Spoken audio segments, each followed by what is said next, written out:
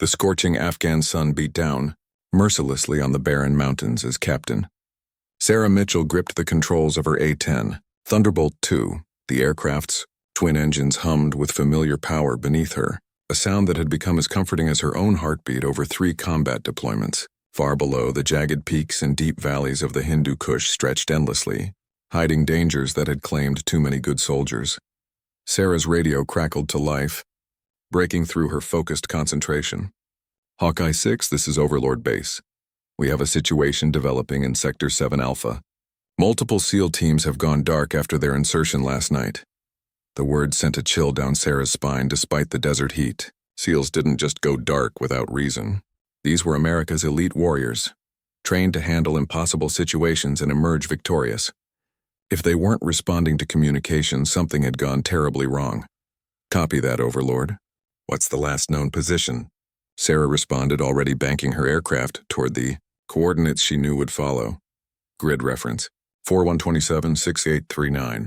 Intelligence suggests they encountered heavy resistance during their primary objective. Taliban forces have been massing in that area for weeks. Sarah's mind raced as she processed the information. She had flown close air support missions over that region before. The terrain was a nightmare of narrow valleys and steep ridges, perfect for ambushes and nearly impossible for large-scale rescue operations. Helicopters would be sitting ducks in those confined spaces, vulnerable to rocket-propelled grenades and small arms fire from elevated positions. As she approached the target area, Sarah could see smoke rising from multiple locations. The distinctive black plumes told a story of burning vehicles and structures. Through her targeting system, she spotted the wreckage of what appeared to be 2 helicopters scattered across a rocky plateau. Her heart sank as she realized these were likely the insertion aircraft that had delivered the SEAL teams to their objective. Overlord, Hawkeye 6 has eyes on the insertion site. I count 2 birds down, significant smoke and fire.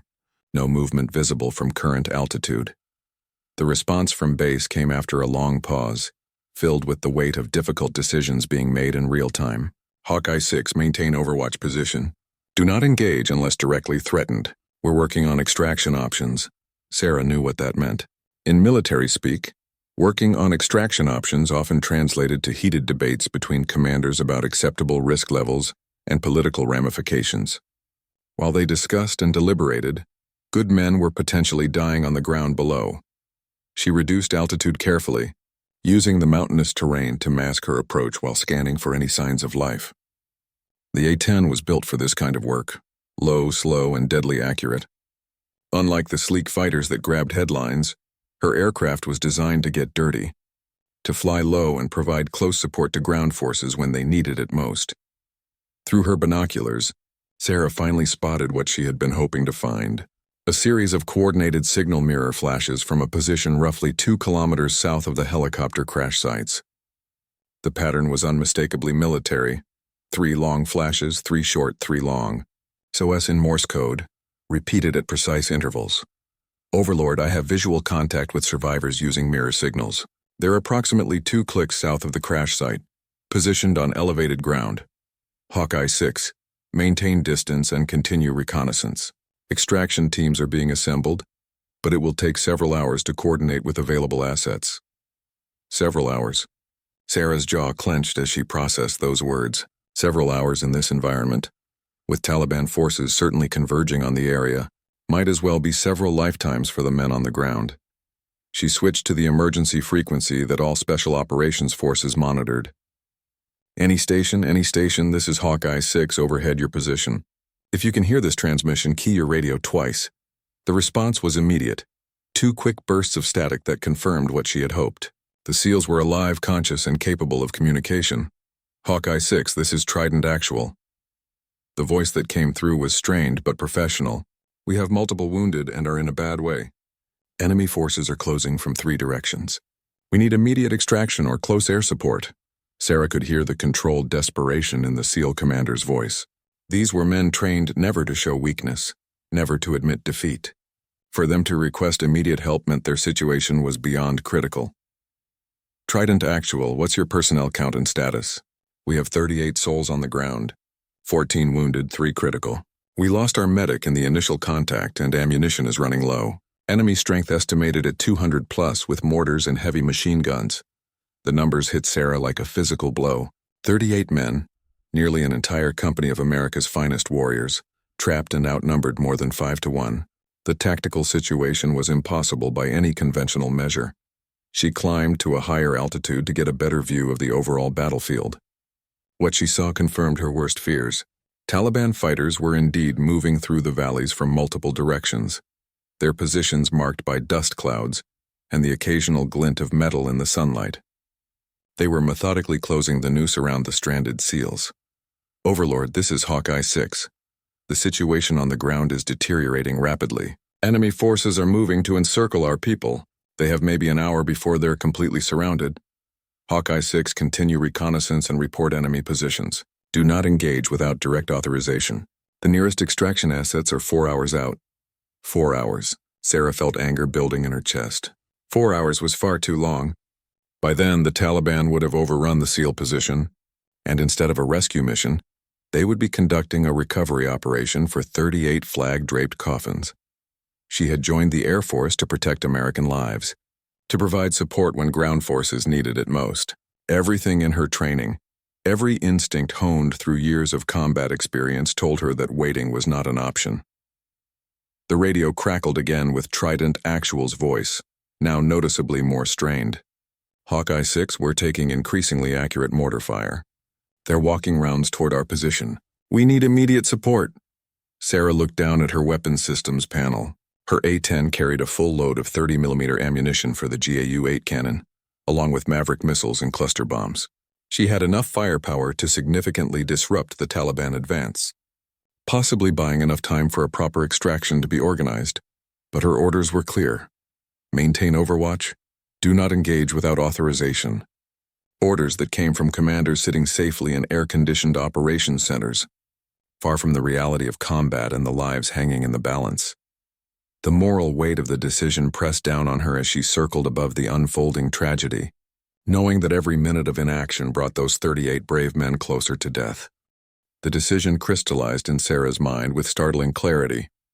She had not spent years training, had not dedicated her life to serving her country, to watch American soldiers die while she circled helplessly overhead. The faces of every SEAL down there represented someone's son, husband, father, or brother. They had families waiting for them to come home, just as she had people who worried about her every time she climbed into her aircraft. "Overlord, Hawkeye 6 requesting immediate clearance to engage enemy forces threatening ground personnel." The response was swift and uncompromising. "Negative, Hawkeye 6, you are not authorized to engage. Maintain your current position and continue surveillance." Sarah switched back to the emergency frequency. "Trident Actual, give me your most immediate threat. What's about to kill you first?" "Hawkeye 6, we have a mortar position approximately 800 meters to our northeast. They've got our range and are adjusting fire. Next few rounds are going to be right on top of us." Through her targeting system, Sarah could see the position the SEAL commander described. Smoke drifted from behind a rocky outcropping where the Taliban had set up their mortar tube. Small figures moved around the position, clearly visible through her magnified optics as they prepared another barrage. Every fiber of her military training screamed at her to follow orders, to maintain discipline, to trust that higher command knew better than she did. But her combat experience told a different story. She had seen what happened when good soldiers died waiting for permission that came too late. "Trident Actual, keep your heads down. Danger close incoming." Sarah rolled her A-10 into a steep dive, the aircraft's distinctive whine filling the cockpit as she lined up on the mortar position. The GAU-8 cannon was a masterpiece of destructive engineering. A 7-barrel rotary cannon capable of firing depleted uranium rounds at nearly 4,000 rounds per minute. When it spoke, enemies listened. She squeezed the trigger and felt the familiar vibration as the cannon came alive. A stream of 30mm rounds tore into the Taliban position, turning rock and earth into a fountain of debris.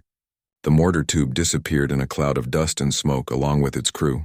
"Overlord, Hawkeye 6 is engaging enemy forces in direct support of ground personnel under immediate threat." The radio exploded with angry voices from the operations center. "Hawkeye 6, you are ordered to cease fire immediately. You are not authorized for close air support. Abort your attack and return to base." Sarah ignored the radio chatter and switched back to the SEAL frequency. "Trident Actual, mortar position is neutralized. What's your next biggest problem?" Hawkeye 6, you beautiful angel. We've got heavy machine gun positions on the ridgeline to our west. They're laying down suppressing fire and keeping us pinned, while infantry moves up the draws. Sarah could see the positions clearly now that she knew where to look. Muzzle flashes winked from multiple locations along the rocky ridge, creating interlocking fields of fire that made any movement by the SEALs impossible. It was a textbook Taliban tactic: pin the enemy in place while flanking forces moved to surround them. She came around for another attack run, this time approaching from the southeast to avoid flying directly over the SEAL position. The A-10's titanium bathtub armor could withstand significant ground fire, but she wasn't taking any chances that could endanger the men she was trying to save. Hawkeye 6, this is Colonel Hayes from Overlord Base. You are in direct violation of rules of engagement. Cease your attack immediately and return to base. That is a direct order. The colonel's voice carried the full weight of military authority, the kind of command presence that could make junior officers tremble. But Sarah had moved beyond the realm of normal military hierarchy. She was operating in the space where human conscience superseded regulations, where doing right mattered more than following orders. Colonel, respectfully, I have American servicemen under fire and facing imminent death. I am providing necessary close air support. Captain Mitchell, if you do not comply immediately, you will face court-martial for disobeying direct orders in a combat zone. Your career will be over. Sarah almost laughed at the threat. Her career would definitely be over if she let 38 SEALs die because she followed orders instead of doing her job. She could live with being court-martialed. She could not live with watching good men die when she had the power to save them. The machine gun positions erupted in deadly accurate fire as she approached. Her aircraft shuddered as rounds impacted the armored nose section. But the A-10 was built to take punishment and keep fighting. She lined up her shot carefully, knowing that precision was critical with friendly forces so close to the target area. The cannon spoke again, sending a precise burst into each machine gun nest. The sustained fire from the ridgeline ceased abruptly as the Taliban positions were silenced one by one. Outstanding work, Hawkeye 6. The SEAL commander's voice carried genuine relief and gratitude. You just saved our lives. Enemy infantry is still advancing up the eastern draw, but they've lost their covering fire. Sarah pulled up from her attack run and surveyed the tactical situation. The immediate threats had been neutralized, but she could see Taliban fighters regrouping and reorganizing their assault. They were adapting to the new reality of close air support, spreading out their formations and using the terrain more carefully. More concerning was her fuel situation.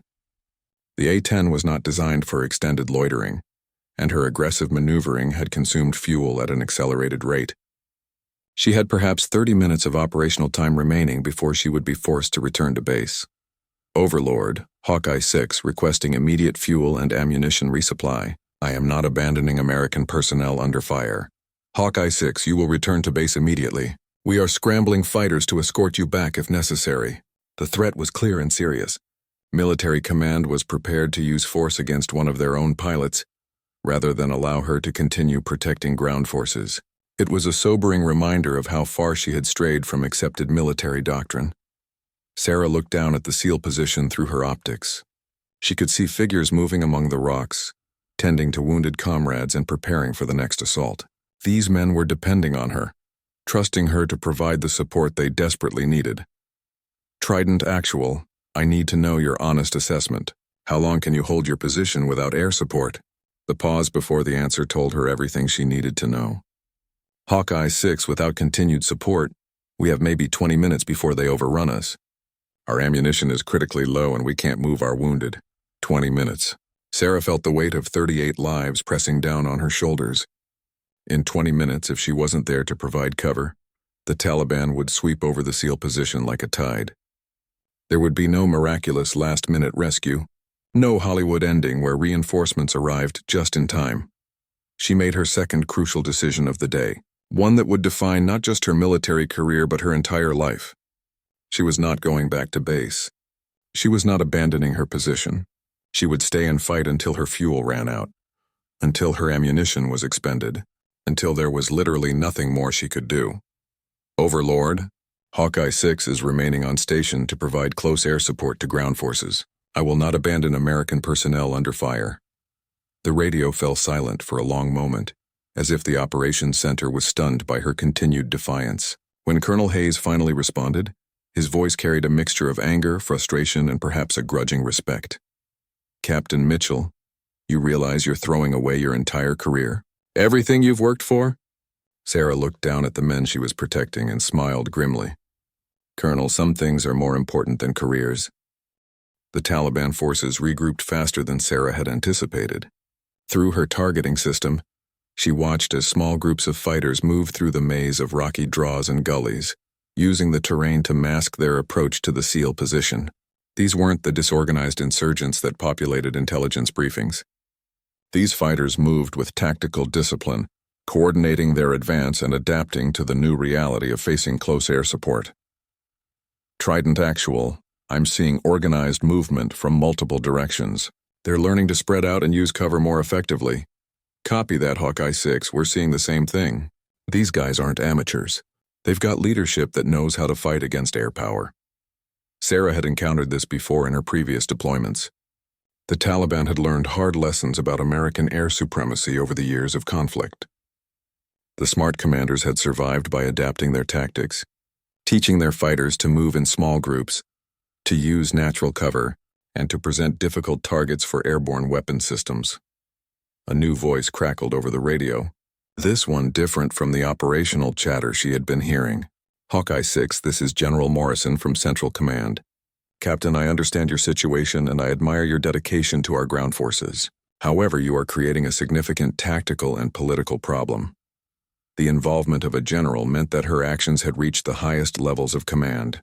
Decisions were being made in offices far from the battlefield, where the immediate life and death struggle below was reduced to charts, graphs, and risk assessments. "General, respectfully, I have American forces under fire and in immediate danger. My mission is to provide close air support, and that's exactly what I'm doing. Captain, the bigger picture is more complex than what you can see from your cockpit.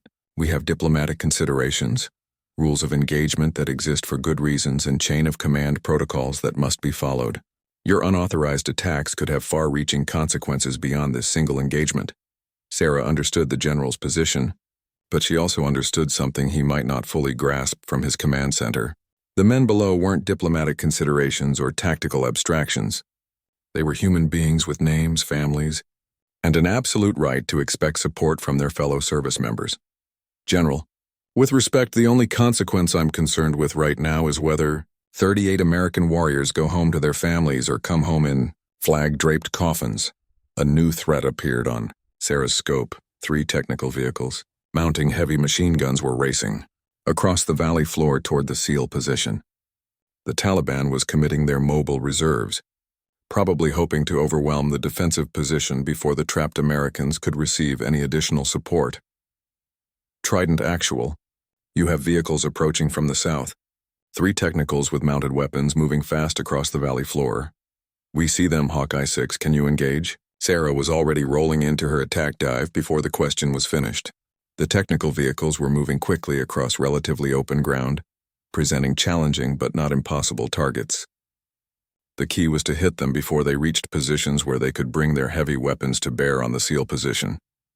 Her first burst caught the lead vehicle perfectly, the 30mm rounds tearing through the engine compartment and sending it tumbling end over end in a spectacular crash.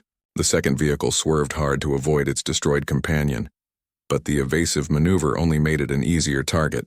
Sarah's second burst killed the engine and left it dead in the water. The third vehicle's driver had more skill and better survival instincts.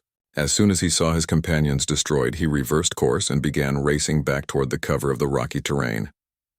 Sarah pursued, but her angle was poor and her ammunition had to be conserved for more critical threats.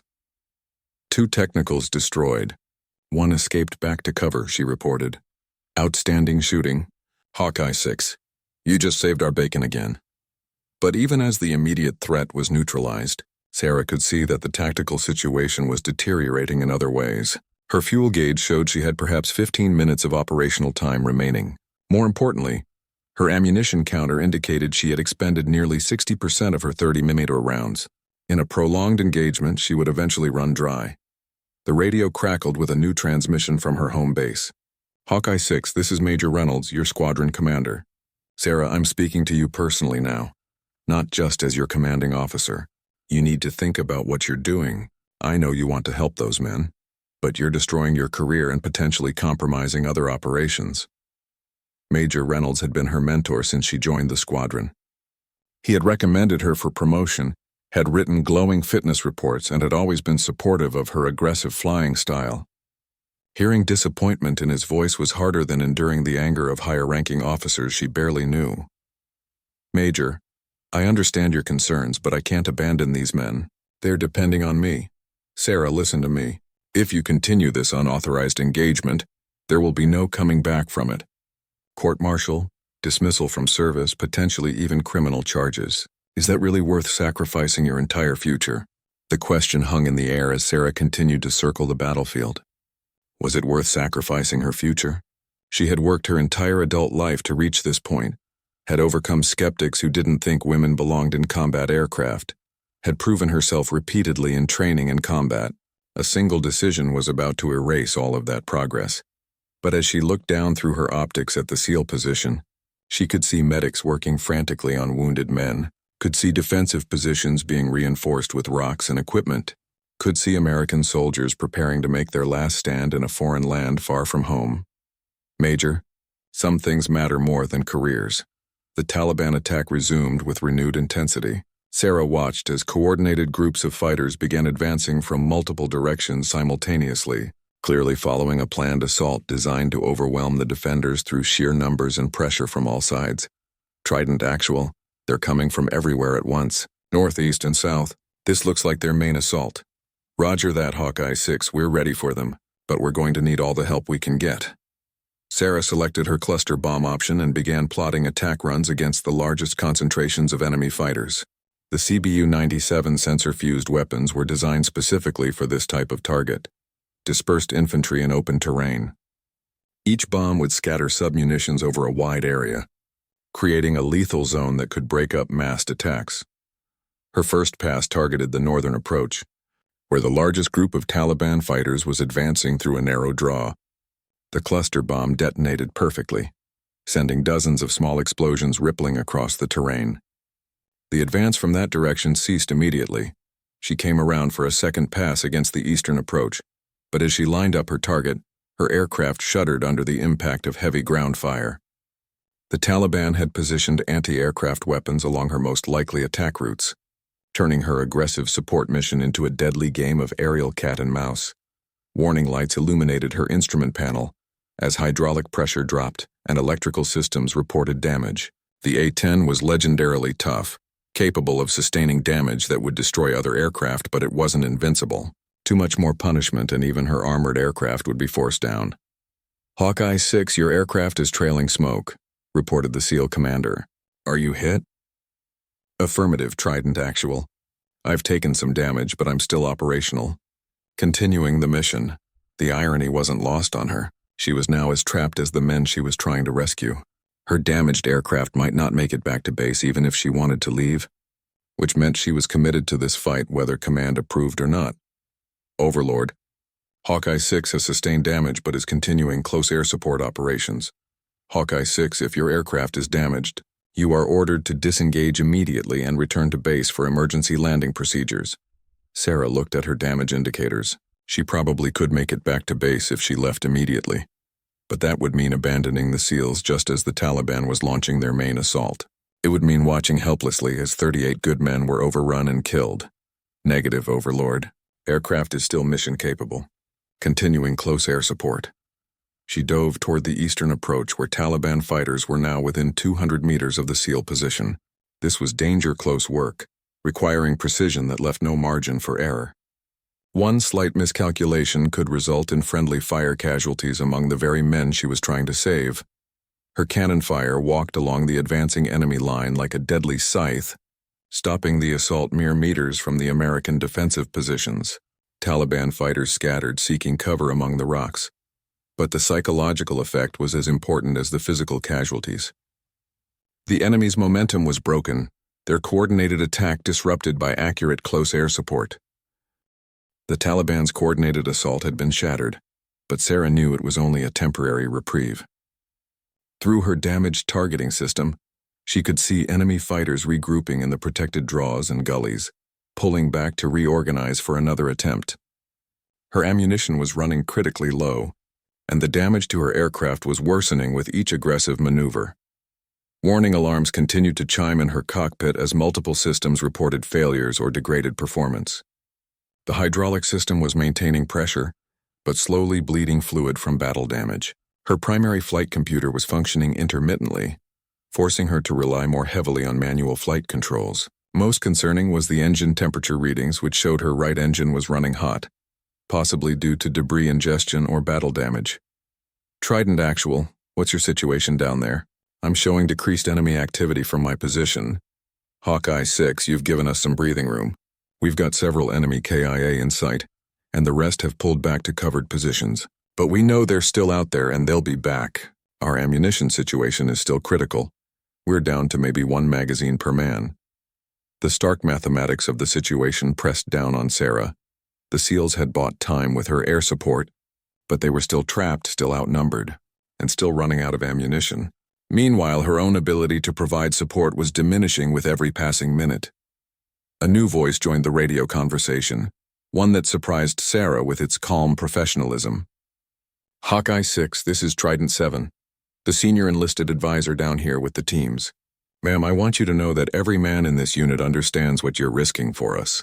We've all been in combat long enough to know when someone's going above and beyond the call of duty. The senior NCO's words carried weight that came from years of combat experience and the respect of the men he served alongside. In the special operations community, senior enlisted advisors were often more respected than officers, their opinions carrying the authority of hard-earned battlefield wisdom. Trident 7, I'm just doing my job. Taking care of American soldiers is what I signed up for. Ma'am, with respect, this stopped being just your job about an hour ago when you disobeyed direct orders to keep us alive. We won't forget that, and neither will our families. The emotional weight of the sergeant's words hit Sarah harder than any of the official reprimands or threats she had received from command. These men understood sacrifice because they lived it every day, understood the difference between following orders and doing what was right. Her fuel situation was becoming critical. The gauge showed she had perhaps 8 minutes of operational time remaining, maybe 10 if she pushed it and accepted the risk of a flameout short of her home base. But 10 minutes wasn't enough time to get back to base for refueling and return to continue supporting the ground forces. Overlord, Hawkeye 6 requesting immediate aerial refueling to continue close air support operations. The response came quickly, tinged with exasperation and determination. Hawkeye 6, you know that's not possible. You are not authorized for refueling to continue unauthorized combat operations. Return to base immediately while you still have sufficient fuel. Sarah had expected that response, but she had to try. Military bureaucracy moved slowly, but it moved with inexorable force when regulations were being followed. Unfortunately, regulations had been written for normal situations, not for the moral complexity of watching fellow Americans die while following proper procedures. She switched back to the SEAL frequency. Trident Actual, I need to give you some bad news. My fuel situation is critical. I've got maybe 8 more minutes on station before I have to leave or risk running out of gas completely. The silence that followed her announcement spoke volumes. Everyone on the ground understood what that meant. When she left, they would be alone again, facing overwhelming numbers with minimal ammunition and no hope of rescue for hours. Copy that, Hawkeye 6. We understand. You've already done more for us than we had any right to expect. But even as the SEAL commander acknowledged the reality of her fuel situation, Sarah's tactical mind was working on alternatives. 8 minutes wasn't much time, but it might be enough to do something decisive, something that would change the tactical balance permanently in favor of the trapped Americans. Through her optics, she had identified what appeared to be the Taliban command position, located in a reinforced compound about 1 kilometer south of the SEAL location. Radio antennas, increased vehicle activity, and the pattern of fighter movements all suggested this was where the enemy leadership was coordinating their assault. If she could take out the command structure, the remaining Taliban fighters might lose their coordination and organization. Without leadership, a coordinated assault could dissolve into individual attacks that the SEALs would have a much better chance of repelling. Trident Actual, I'm going to make one more attack run. I've identified what looks like their command position. If I can take that out, It might disrupt their ability to coordinate attacks against you. Hawkeye 6, understand you're running on fumes. Don't crash trying to save us. We can't live with that on our consciences. Sarah smiled grimly at the comment. Even facing their own deaths, these men were worried about her safety. It was exactly the kind of selfless thinking that made them worth risking everything to protect. She rolled into a steep dive toward the Taliban command compound, pushing her damaged aircraft to its limits one final time. The building was substantial, constructed of stone and concrete, designed to withstand the kinds of attacks that had become common in the Afghan conflict. She would need to use her remaining Maverick missiles to have any hope of penetrating the structure. Ground fire erupted from multiple positions as she approached, heavier and more accurate than anything she had faced earlier in the engagement. The Taliban had clearly positioned their best air defense weapons around their command center, creating a deadly gauntlet that any attacking aircraft would have to survive. Her aircraft shuddered and bucked as rounds impacted the armored sections, but the A-10's legendary durability kept her flying. She lined up her shot carefully, knowing that she would only get one chance at this target before her fuel situation forced her to break off.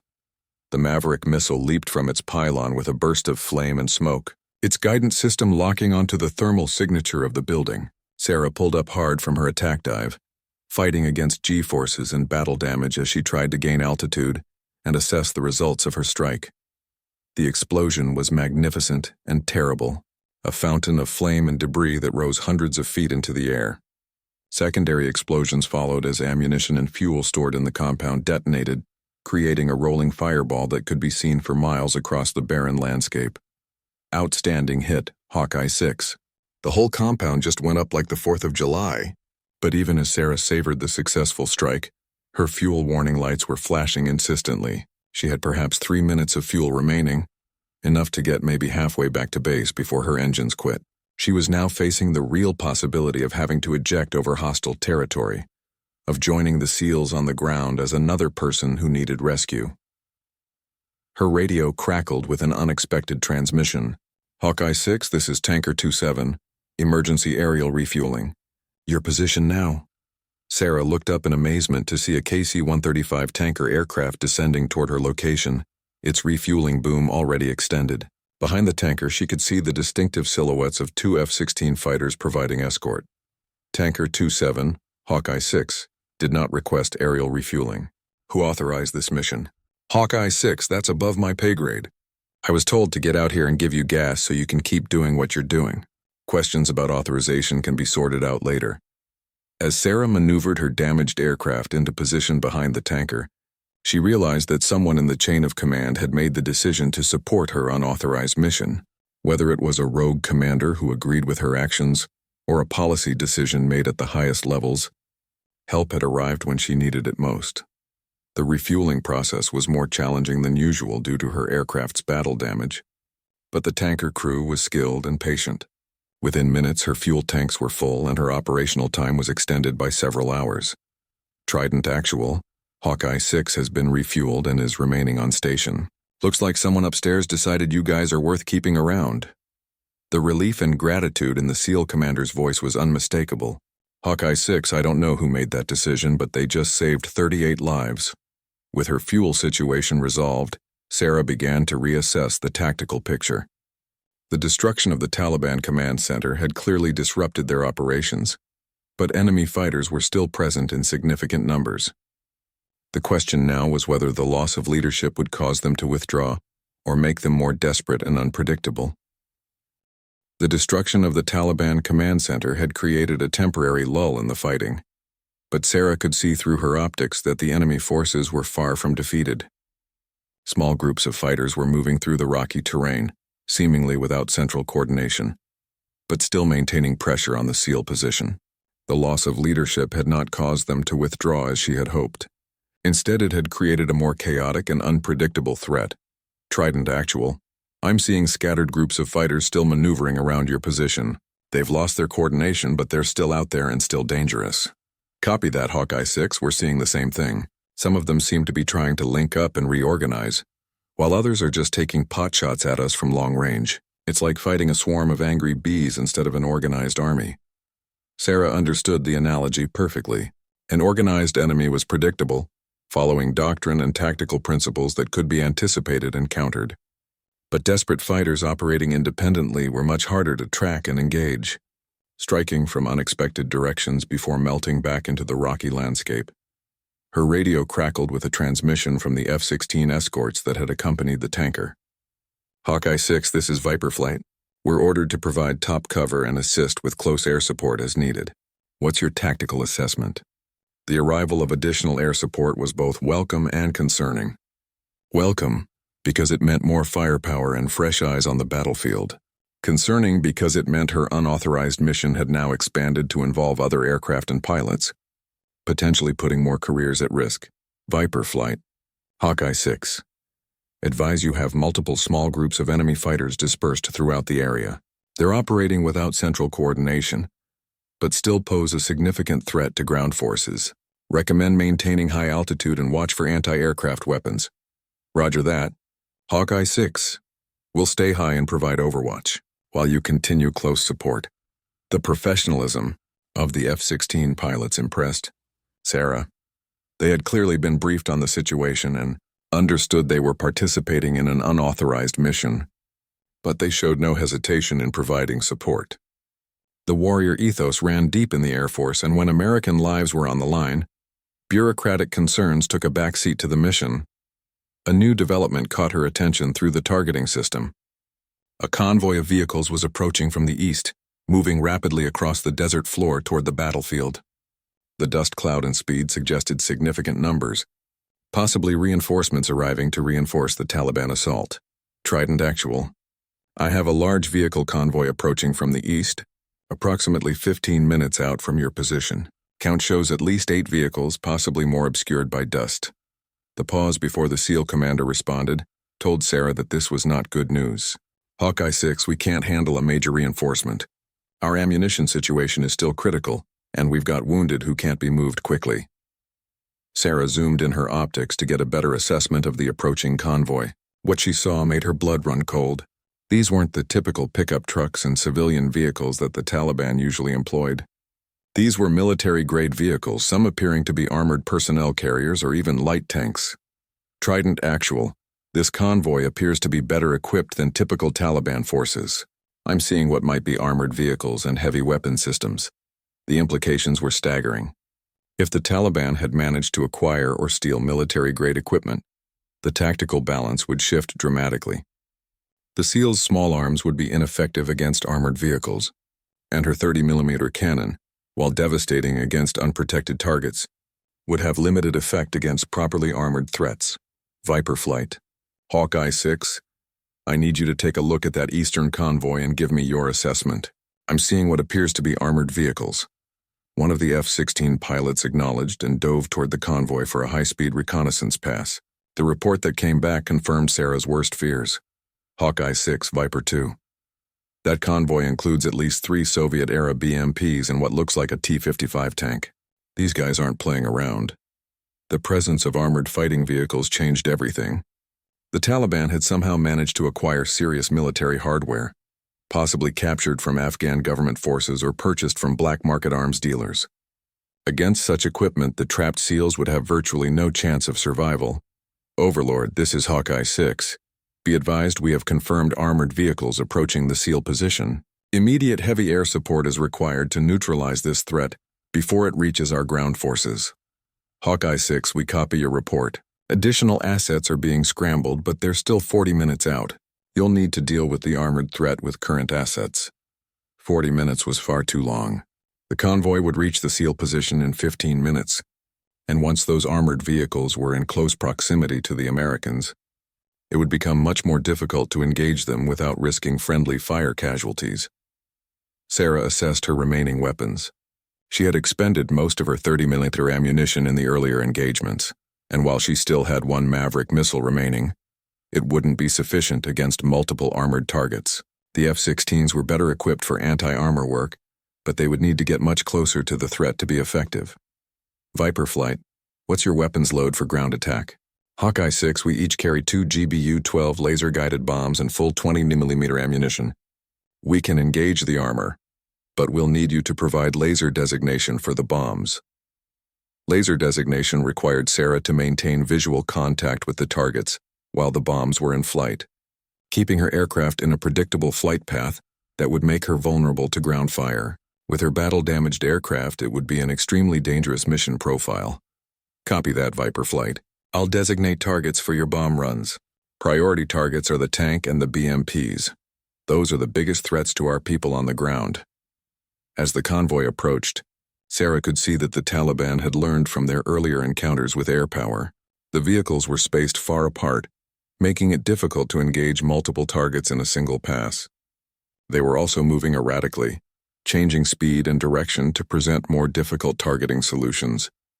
The first armored personnel carrier was now within small arms range of the SEAL position. Through her optics, Sarah could see muzzle flashes as the vehicle's machine gun began engaging the American positions. The SEALs were returning fire, but their small arms were having no visible effect on the armored target. Trident Actual, the first BMP is in range and engaging your position. Are you taking casualties? Negative casualties so far, but we can't penetrate that armor. Our AT-4 rockets were expended in the initial contact. We need that thing taken out now. Sarah rolled into an attack position, her targeting laser painting the lead BMP as it maneuvered among the rocks. The vehicle's commander seemed to sense the threat, and the BMP began evasive maneuvers, weaving between boulder formations in an attempt to break the laser lock. Viper 2, you're cleared hot on the lead BMP. Laser designation active. The F-16 dove toward the target, its pilot demonstrating the skill and precision that made American air power feared worldwide. The GBU-12 bomb separated from the aircraft and began its guided descent toward the designated target. The explosion was spectacular, sending the BMP's turret flying through the air in a tumbling arc. But even as Sarah celebrated the successful engagement, she could see the remaining armored vehicles spreading out and taking defensive positions among the rocky terrain. The tank, a veteran T-55 that had probably seen combat in multiple conflicts over the decades, was now hull down behind a ridgeline with only its turret exposed. The position made it nearly invulnerable to air attack while still allowing it to bring its main gun to bear on the SEAL position. Viper Flight, the tank is in a defensive position. We're going to have to get creative to take it out.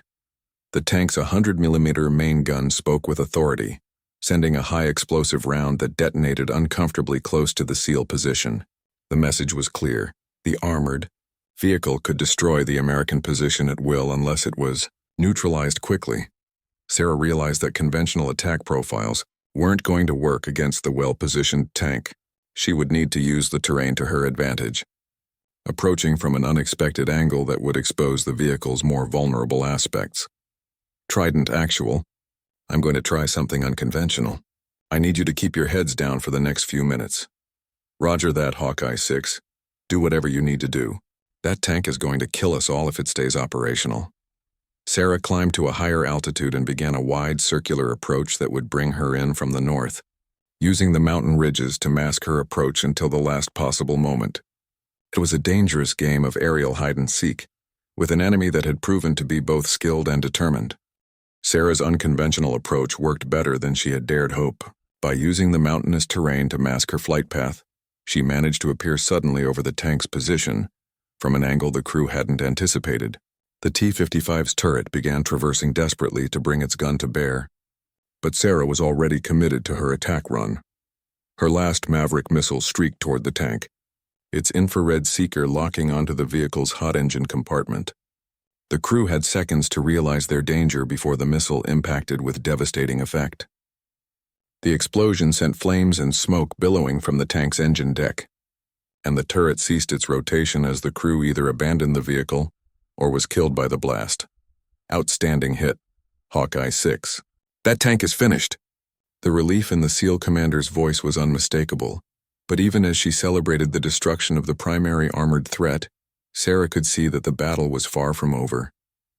The remaining BMPs were still operational and had learned from the fate of their comrades.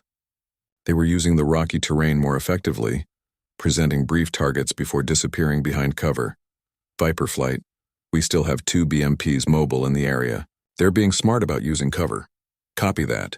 Hawkeye 6, we're working on targeting solutions, but they're not making it easy. The tactical situation had stabilized somewhat with the destruction of the tank. But Sarah knew that time was working against them. Her aircraft was still battle-damaged, and while the recent refueling had solved her fuel problems, she was now critically low on ammunition. The F-16s had expended half their ordnance, and the remaining BMPs were proving to be elusive targets. More concerning was intelligence chatter that her electronic warfare system was picking up. Taliban communications were increasing in volume and urgency, suggesting that additional reinforcements might be en route to the area. The loss of their command center and heavy equipment would not go unanswered. Overlord Hawkeye 6, I'm intercepting increased enemy communications. Recommend expediting any additional support assets to this location. Hawkeye 6, be advised that a full rescue package is now en route to your location. ETA 25 minutes. Your mission parameters have been officially revised to provide close air support until extraction is complete.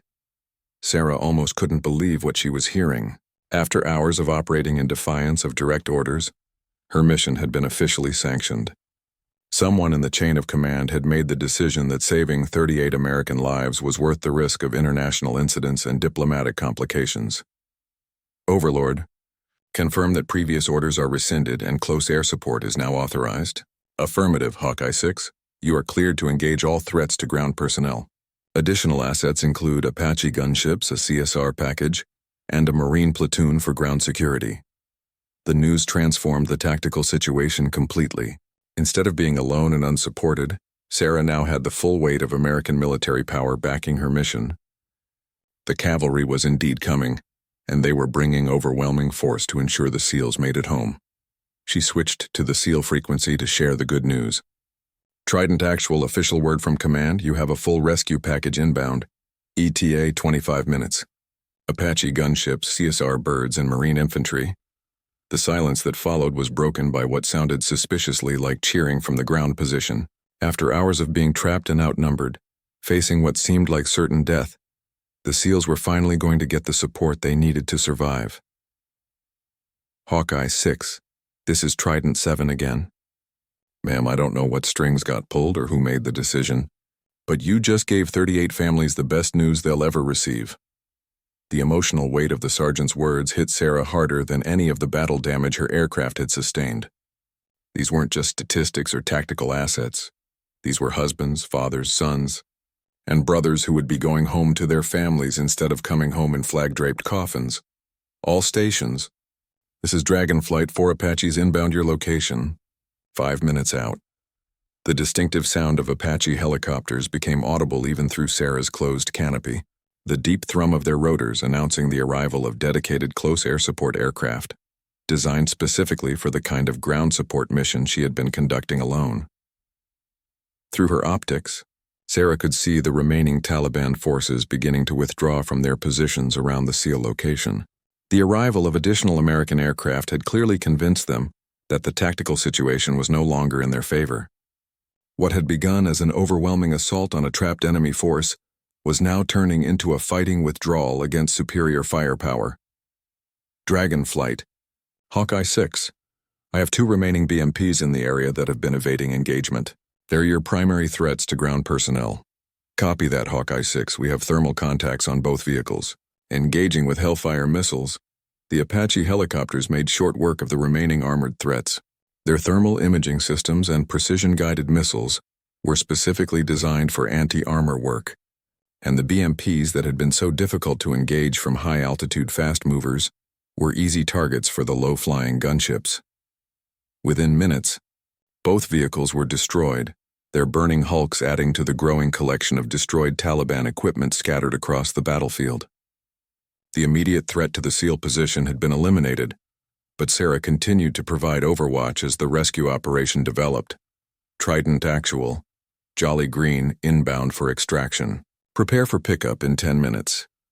The arrival of the HH-60 Pave Hawks marked the beginning of the end of the longest day in Sarah's military career. She watched from above as the rescue helicopters landed under cover of Apache gunships and Marine security forces, quickly loading the wounded SEALs and preparing for departure. Hawkeye 6, this is Trident Actual. All personnel are aboard and accounted for. Mission complete. Roger that, Trident Actual. Safe travels home. As the rescue helicopters departed with their precious cargo of American warriors, Sarah finally allowed herself to relax slightly in her cockpit. The mission was complete. 38 men who had been facing certain death were now safe and en route to medical care. Her radio crackled with a transmission from Overlord Base. Hawkeye 6. This is Colonel Hayes. Captain Mitchell, you are ordered to return to base immediately for debrief and administrative action. The reminder of her situation brought Sarah back to reality. While the rescue had been successful and officially sanctioned in the end, she had still spent hours in direct violation of lawful orders. There would be consequences to face, investigations to endure, and a career to salvage if possible. Copy that, Overlord. Hawkeye 6 is RTB. As she pointed her battle-damaged aircraft toward home, Sarah reflected on the events of the day. She had made a decision that went against her training, her orders, and military protocol. But she had also saved the lives of 38 American service members who would otherwise have died in a foreign land. The landing at her home base was rougher than usual due to the battle damage, but the A-10's rugged construction brought her safely to the ground. As she shut down the engines and opened her canopy, Sarah could see a crowd gathering around her aircraft. Maintenance crews assessing the damage, intelligence officers preparing for debrief, and what appeared to be a significant number of senior officers. Colonel Hayes approached her aircraft as she climbed down from the cockpit, his expression unreadable. Captain Mitchell, you realize you're going to face a board of inquiry for your actions today? Sarah stood at attention, knowing that this moment would define how the rest of her career, if she still had one, would unfold. Yes, sir. I understand the consequences of my actions. Do you regret your decision to disobey direct orders? The question hung in the air as Sarah considered her response. She thought about the 38 men who were now safe with their families, about the wives who wouldn't become widows, about the children who wouldn't grow up without fathers. No, sir. I don't regret saving American lives. Colonel Hayes studied her face for a long moment, then nodded slowly. Captain, what you did today was either the most reckless violation of military discipline I've ever witnessed, or the finest example of the warrior ethos in action. The Board of Inquiry will determine which. As Sarah was escorted to the debriefing rooms, she caught sight of a television in the operations center. The news was already reporting on the successful rescue of American Special Forces in Afghanistan, with talking heads debating the tactics and politics of the operation. But Sarah wasn't thinking about politics or media coverage. She was thinking about 38 families who would be getting phone calls tonight, telling them their loved ones were safe. In the end, that was all that mattered. Some things were indeed more important than careers, more important than following orders, more important than personal consequences. She had sworn an oath to support and defend her fellow service members, and today she had kept that oath in the truest sense possible. Whatever the administrative consequences might be, Sarah knew she had done the right thing. Sometimes being a warrior meant making the hard choice, even when that choice came with a heavy personal price. The rescue was complete, the men were safe, and